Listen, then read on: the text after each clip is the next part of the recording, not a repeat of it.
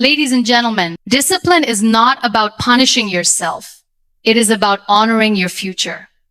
It is about saying, I care about the person I'm becoming more than the pleasure of this moment. And that is one of the bravest things a person can do. To choose progress over comfort, again and again in silence.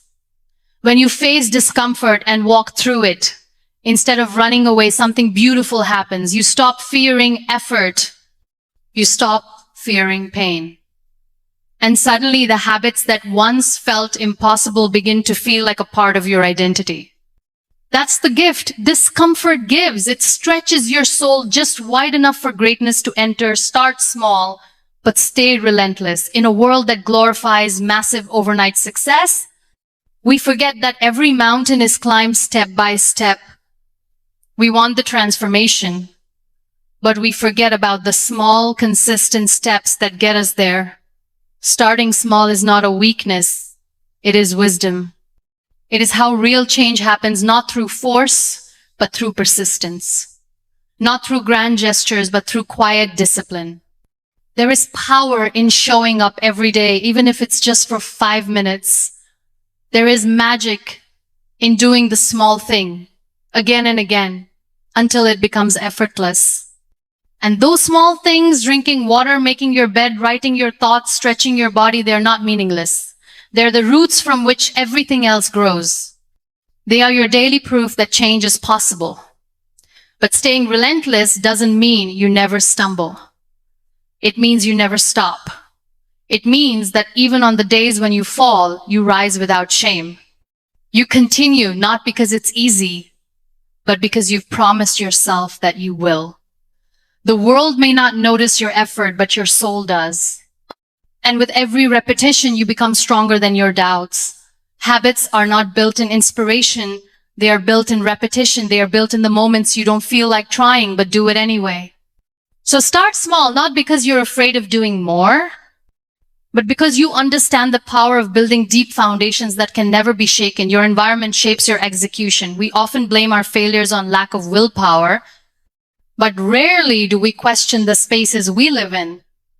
The truth is, your environment is constantly influencing your behavior. The clutter around you, the noise you absorb, the people you surround yourself with, they all whisper messages into your mind. And if you are not intentional, those whispers will become the beliefs that shape your life. A room filled with distractions cannot produce discipline. A heart surrounded by doubt cannot grow in confidence. That is why changing your environment is not a luxury, it is a necessity.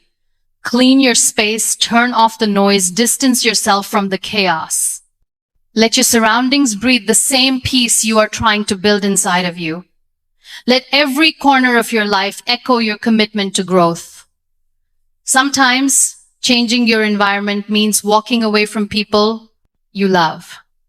Sometimes it means saying no when you've always said yes. And sometimes it means being alone, not because you enjoy loneliness, but because you finally realize the importance of alignment. When your space supports your goals, your habits stop feeling like a struggle and start feeling like your truth. Create a space where your highest self feels at home. A space that doesn't tempt your weakness, but nurtures your strength. Your environment doesn't have to be perfect, but it must be intentional.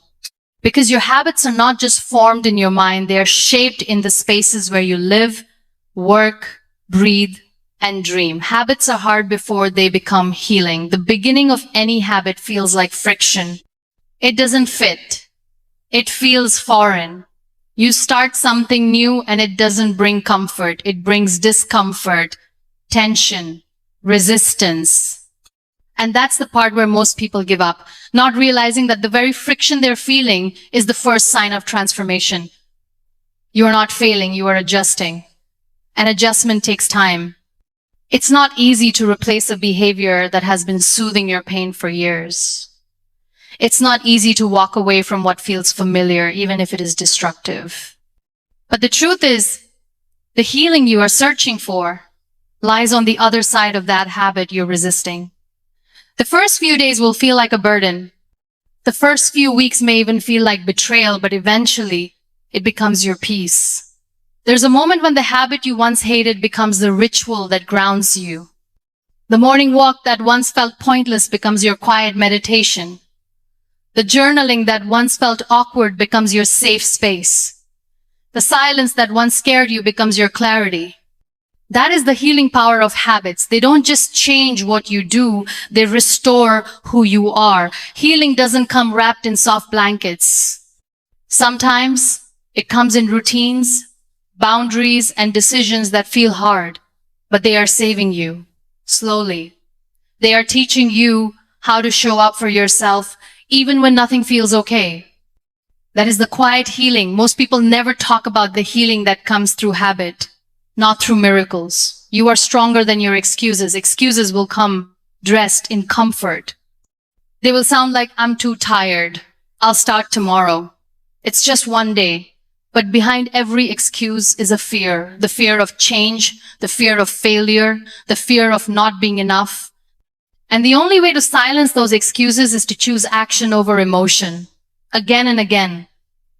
Until action becomes your default response. There will be days when your mind tells you to rest, when what you really need is discipline. There will be nights when your emotions try to convince you that your goals can wait. But deep inside you, there is a voice that knows the truth. That voice is quiet, but it is powerful. And every time you choose that voice over your excuses, you reclaim a piece of your strength. You don't have to feel strong to act strong. Sometimes strength looks like showing up broken. Sometimes it looks like doing one more rep when your muscles ache. Sometimes it looks like writing one more page when your inspiration has run dry. Strength is not about how loud you are, it's about how consistent you are, even in your silence. Your excuses will always have good timing, but so will your greatness. You have to choose which one gets to speak louder in your life.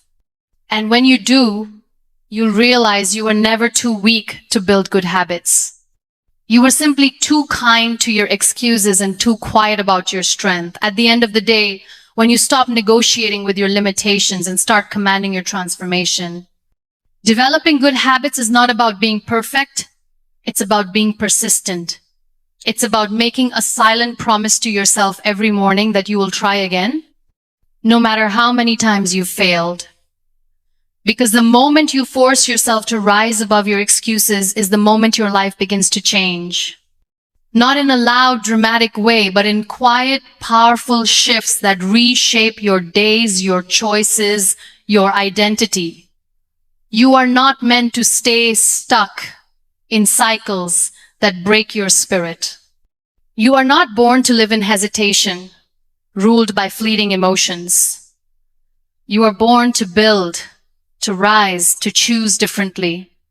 And every good habit you force yourself to adopt is a gift you're giving to your future self, a version of you that is waiting patiently to be born from the decisions you make today. Habits are not about motivation, they're about intention. And intentions become your reality when you act on them, especially when it's hardest. So start now, not tomorrow, not when it's easier. Force yourself not out of punishment, but out of love. The kind of love that says, I refuse to live a life smaller than the one I'm capable of. Because every time you choose discipline over distraction, discomfort over delay, and consistency over comfort, you are not just building habits, you are building a legacy.